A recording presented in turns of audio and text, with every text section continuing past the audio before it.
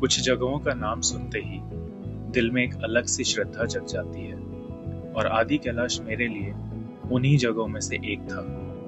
जब से इस यात्रा की शुरुआत हुई थी तब से दिल में बस एक ही इच्छा थी कि एक बार महादेव की इस पवित्र भूमि को अपनी आंखों से देख सकूं। कहते हैं कि हिमालय में हर पत्थर, हर नदी और हर हवा का झोंका अपनी एक कहानी रखता है और जब मंजिल आदि कैलाश हो तो सफर सिर्फ सफर नहीं रहता, वो धीरे धीरे एक अनुभव में बदलने लगता है।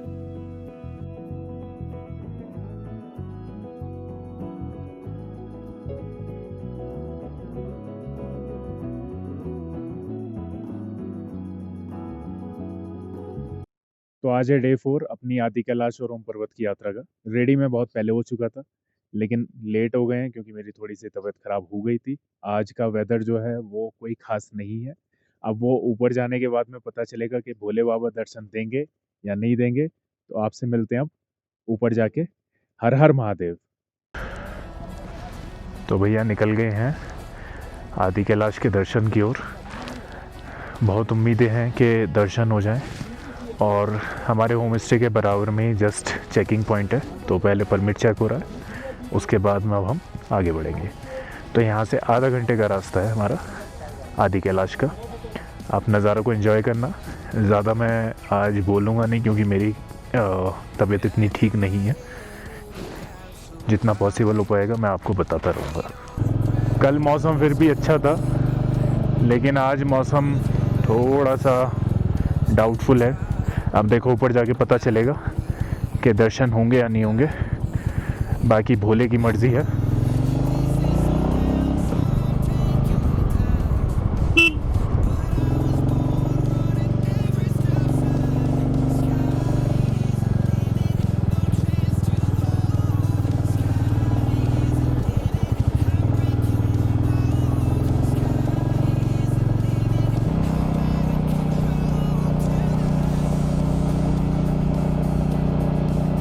तो ये कैंप बने हुए हैं, मेडिकल कैंप।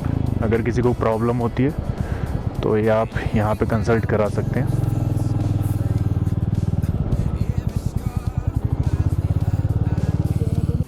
तो अभी हमारा फिर से परमिट चेक हो रहा है और आप देख सकते हैं welcome to 12 Kumaon Vyas valley, first village of India. Checking इसलिए स्ट्रॉन्ग है क्योंकि बॉर्डर है, बॉर्डर एरिया है, रिस्ट्रिक्टेड जोन है। तो एक बार फिर से परमिट चेक हो गया है और बूंदें स्टार्ट हो गई हैं। महादेव पता नहीं क्या चाह रहे हैं। भोले बाबा दर्शन करा देना बस। आदि कैलाश के लिए जो रोड्स हैं वो बहुत ही अच्छी बनाई हुई हैं, इसीलिए जो 15-16 किलोमीटर का डिस्टेंस है वो हम आधा घंटे में कवर कर सकते हैं। लेकिन आज जो ओम पर्वत की रोड्स हैं वो सब यही बोल रहे हैं कि वो ग्रेवल्स या जो पत्थर होते हैं टूटे हुए, वैसी वाली पूरी रोड है, वो प्रॉपर नहीं है। बाकी अब कल पता चलेगा। कल हमारी जर्नी रहेगी ओम पर्वत के लिए। तो यूजुअली हुआ क्या कि रात तक कंडीशन ठीक थी, लेकिन सुबह सुबह अचानक से वॉमिट का और हेडेक होने लगा, क्योंकि गूंजी से जब आप कुटी की तरफ आते हैं तो डिस्टेंस अप्रॉक्सीमेटली 15 किलोमीटर का है। लेकिन उस 15 किलोमीटर में जो ऑल्टीट्यूड रेंज बढ़ जाती है वो 2000 फीट की बढ़ जाती है। अब हम क्या कर रहे हैं, अब कुटी से हम जा रहे हैं आदि कैलाश की तरफ, जॉलिंगपोंग की तरफ।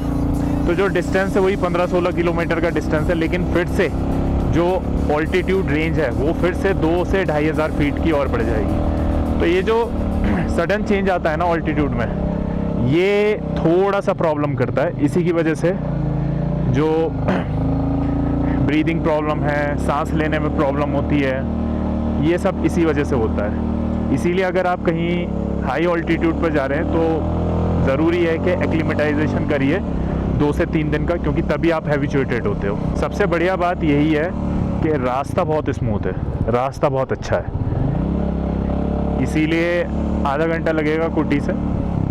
अदरवाइज़ अगर रास्ता ख़राब हो तो टाइम बहुत बढ़ जाता है, फिर वो मज़ा आ भी नहीं पाता है। अब आप देखो कि रास्ता कितना स्मूथ है। तो तो जोलिंगकोंग रह गया है 11 किलोमीटर।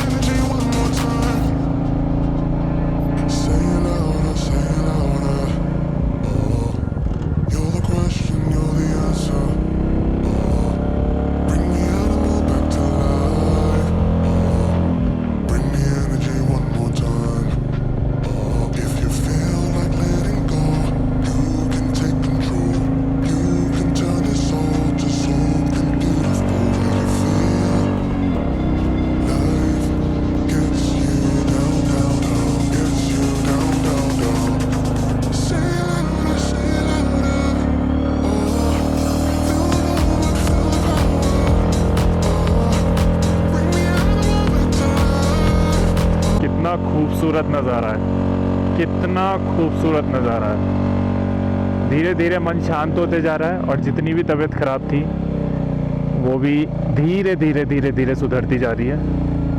यही तो बात है पहाड़ों की, हमारी कुदरत की, हमारी प्रकृति की।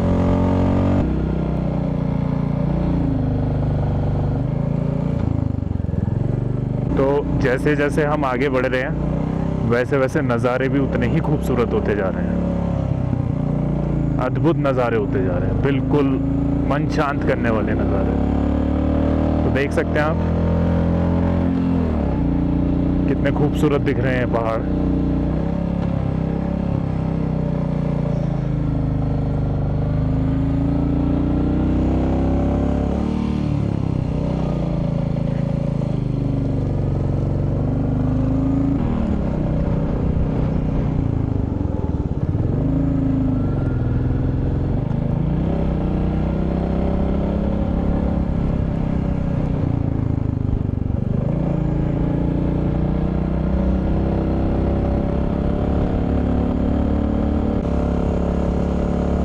रोड्स ने मज़ा खड़ा कर दिया।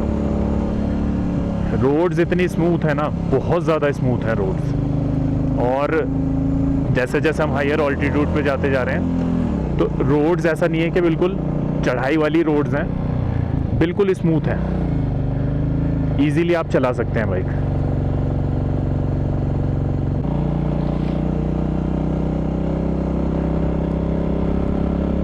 तो पता नहीं मेरे साथ ये हो रहा है या आप सबके साथ भी होता है। जैसे जैसे मैं अपनी मंजिल की तरफ बढ़ रहा हूँ तो थोड़ा सा इमोशनल होते जा रहा हूँ।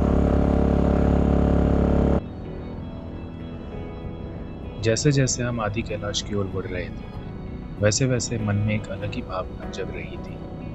शुरुआत में जो एक्साइटमेंट थी वो अब धीरे धीरे भावुकता में बदलने लगी थी। शायद इसलिए क्योंकि हम सिर्फ एक सुंदर जगह के करीब नहीं पहुंच रहे थे, बल्कि उस स्थान के करीब जा रहे थे जिसका नाम ही आस्था और श्रद्धा से जुड़ा हुआ है। हर गुजरते किलोमीटर के साथ दिल की धड़कनें थोड़ी और तेज हो रही थी और मन बार बार महादेव का स्मरण कर रहा था।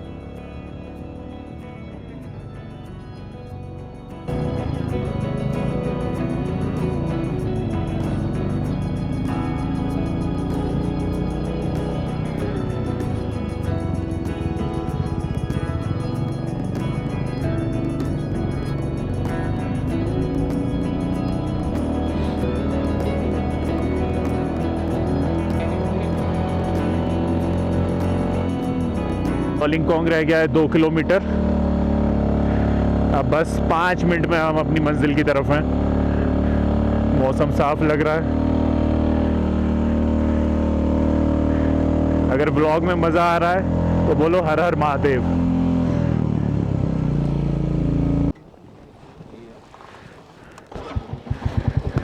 ठीक है।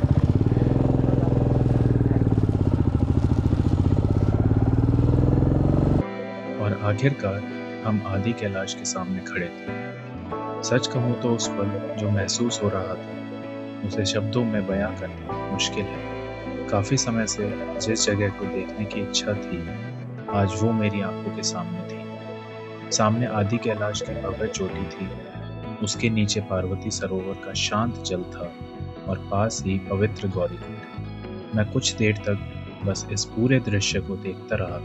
ना कोई जल्दी थी, ना कोई बात करने का मन, बस एक अजीब सी शांति और सुकून था। पार्वती सरोवर का बिल्कुल स्थिर पानी और उसके पीछे खड़ा आदि कैलाश, ये नज़ारा वाकई दिल को छू लेने वाला था। आदि कैलाश को देखकर एहसास हुआ कि कुछ जगहों की खूबसूरती उनके नज़ारों में नहीं बल्कि उन भावनाओं में होती है जो वो आपके अंदर जगा देती है। ठंडी हवा चल रही थी, चारों तरफ हिमालय की भव्यता थी और उस माहौल में एक अलग ही दिव्यता महसूस हो रही थी।